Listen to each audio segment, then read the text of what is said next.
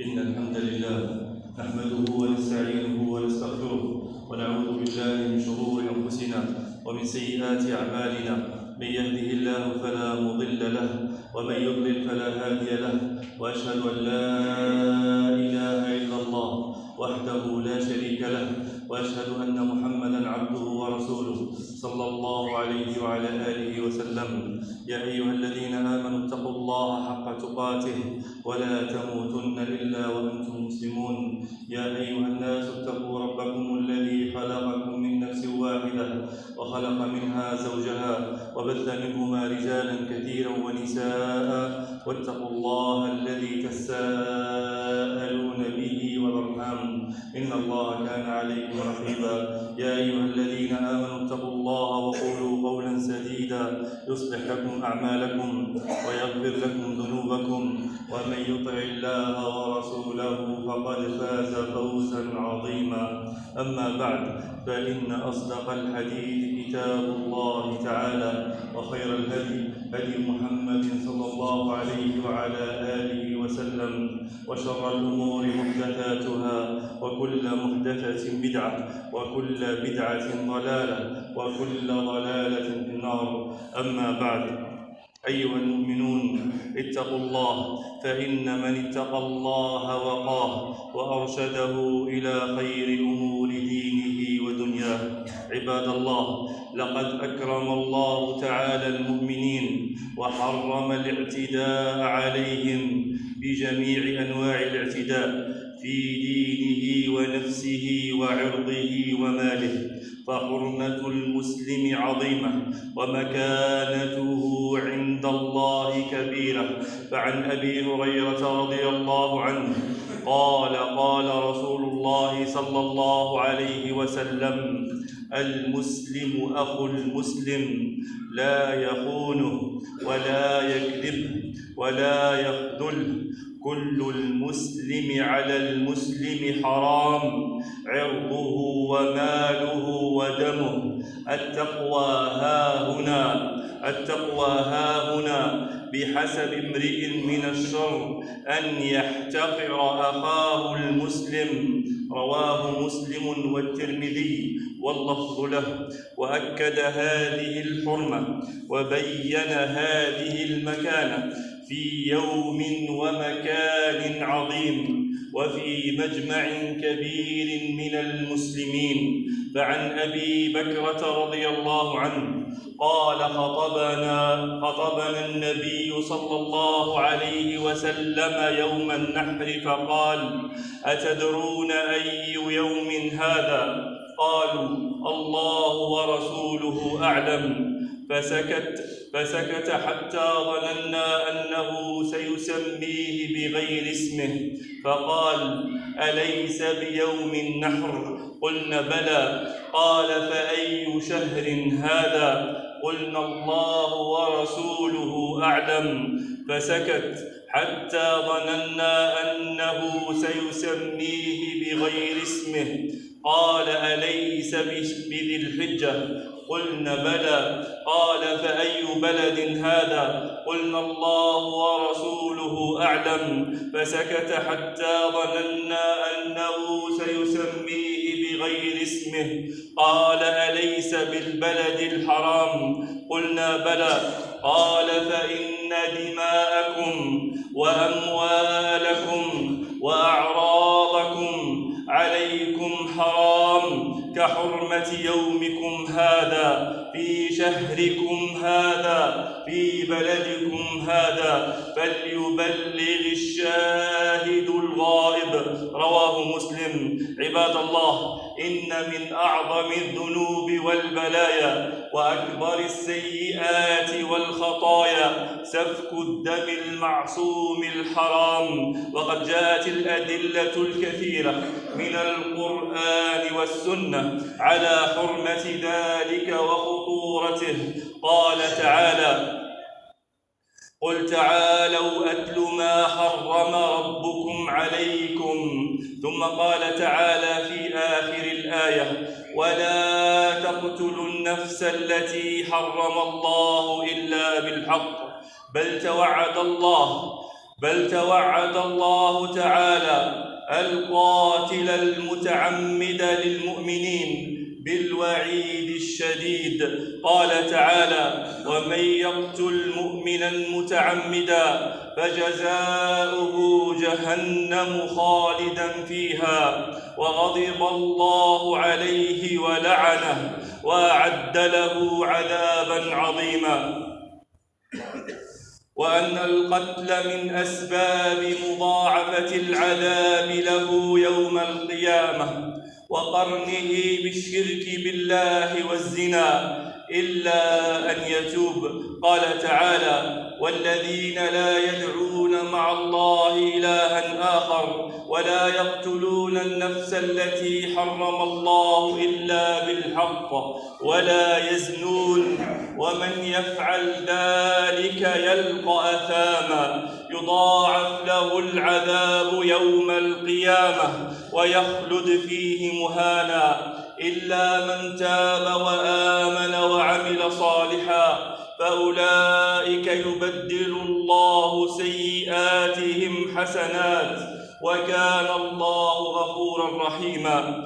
وهو من الموبقات العظام المهلكات الجسام التي يجب على المسلم البعد عنها والحذر منها. قال النبي صلى الله عليه وسلم: اجتنبوا السبع الموبقات، وذكر منها قتل النفس التي حرم الله إلا بالحق.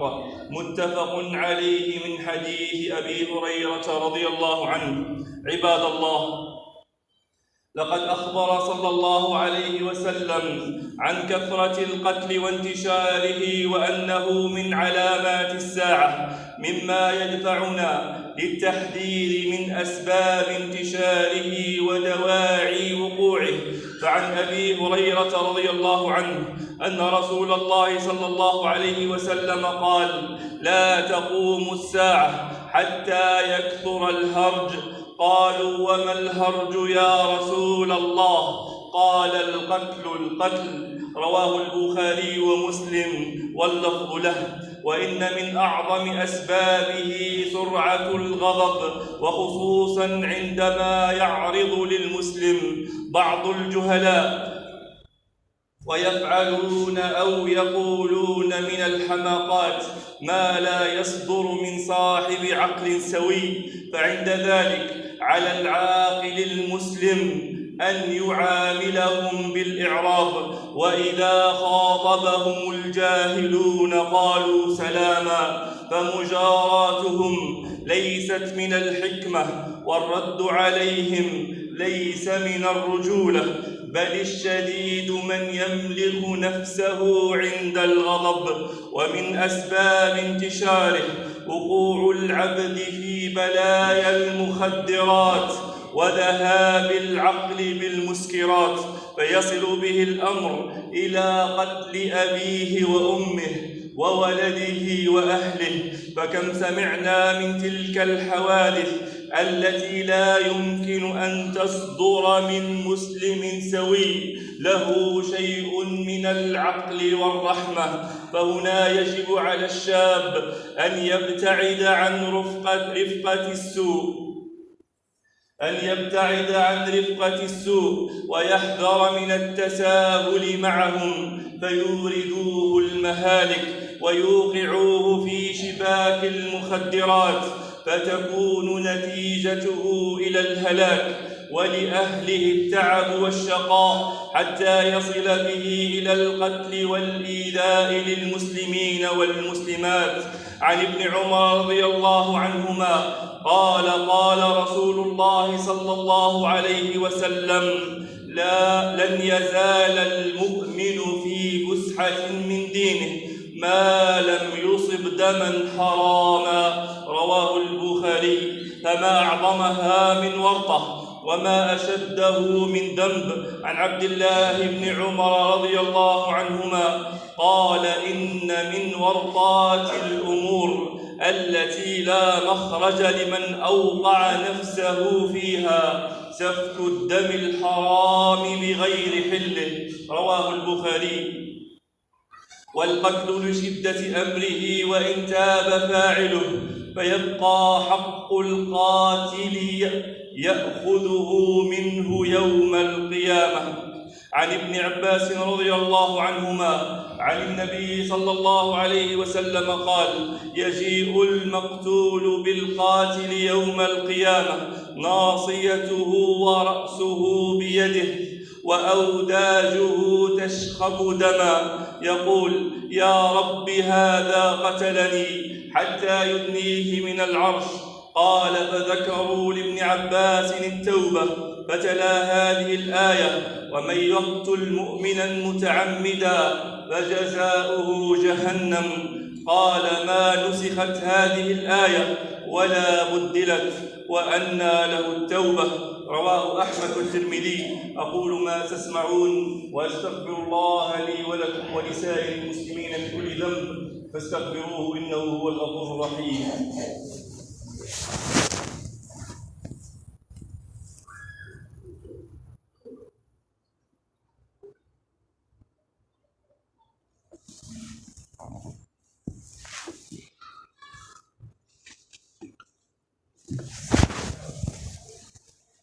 الحمد لله، والصلاة والسلام على رسول الله وعلى آله وصحبه ومن اتبع هداه، وأشهد أن لا إله إلا الله وحده لا شريك له، وأشهد أن محمدًا عبده ورسوله. عباد الله، كما أن الاعتداء على الغير محرما، فكذلك حرم الله ورسوله قتل المسلم نفسه بيده، وهو الانتحار، وجعل جزاء ذلك العذاب الأليم مهما كانت الظروف ومهما اشتدت الأحوال. فالواجب على المسلم الصبر على القضاء، ويستحب له الرضا بحكم الله وأمره، وأن يعلم أن كل شيء بقضاء الله تعالى وقدره، وأن ما أخطأه لم يكن ليصيبه، وما أصابه لم يكن ليخطئه. قال تعالى: ولا تقتلوا أنفسكم إن الله كان بكم رحيما، ومن يفعل ذلك عدوانا وظلما فسوف نصليه نارا وكان ذلك على الله يسيرا. وعن ثابت بن الضحاك أن رسول الله صلى الله عليه وسلم قال: من قتل نفسه بشيء في الدنيا عذب به يوم القيامة. رواه البخاري ومسلم. عباد الله، إن من بلايا العصر هوس بعض الناس بتصوير الحوادث والجرائم والحرص على نشرها في وسائل وقنوات التواصل، بل قد يقدم ذلك على مساعدة المحتاج أو الوقوف مع المسلم بمصيبته، وهو بهذا الفعل كان سبباً في زيادة مصيبة أهله وحزن أمه وزوجته وأولاده حين يشاهدون ما صوره، وهو سبب لدعاء أهله على المصورين. فلا حرمة الميت قدروا ولا أهله راعوا واحترموا. وصلوا وسلموا رعاكم الله على محمد بن عبد الله كما أمركم الله بذلك في كتابه، فقال: إن الله وملائكته يصلون على النبي يا أيها الذين آمنوا صلوا عليه وسلموا تسليما. وقال صلى الله عليه وسلم: من صلى علي صلاة صلى الله عليه بها 10. اللهم صل وسلم على محمد وعلى آل محمد كما صليت على إبراهيم وعلى آل إبراهيم إنك حميد مجيد، وبارك على محمد وعلى آل محمد كما باركت على إبراهيم وعلى آل إبراهيم إنك حميد مجيد. وارض اللهم عن الخلفاء الراشدين الأئمة المهديين أبي بكر وعمر وعثمان وعلي، وعن الصحابة أجمعين، وعن التابعين ومن تبعهم بإحسان إلى يوم الدين. وعنا معهم بمنك وكرمك وإحسانك يا أكرم الأكرمين. اللهم أعز الإسلام والمسلمين يا رب، أنت حسبنا ونعم الوكيل. كل أهلنا في غزة عونا ونصيرا، وبدل خوفهم أمنا. اللهم إنا نسألك باسمك الأعظم أن تكشف عنهم البلاء، وأن تمدهم بمدد من عندك، وأن تطعم جائعهم وتكسو عاريهم. اللهم عليك بمن ظلمهم وبمن حاصرهم وبمن تجبر عليهم. اللهم أرنا فيهم بأسك الذي لا يرد عن القوم الظالمين. اللهم آمنا في أوطاننا، وأصلح أئمتنا وولاة أمورنا، ووفق ولي أمرنا لكل خير. اللهم آت نفوسنا تقواها وزكها أنت خير من زكاها. ربنا آتنا في الدنيا حسنة وفي الآخرة حسنة وقنا عذاب النار. اللهم اغفر لنا ولوالدينا وللمسلمين والمسلمات والمؤمنين والمؤمنات الأحياء منهم والأموات، وآخر دعوانا أن الحمد لله رب العالمين.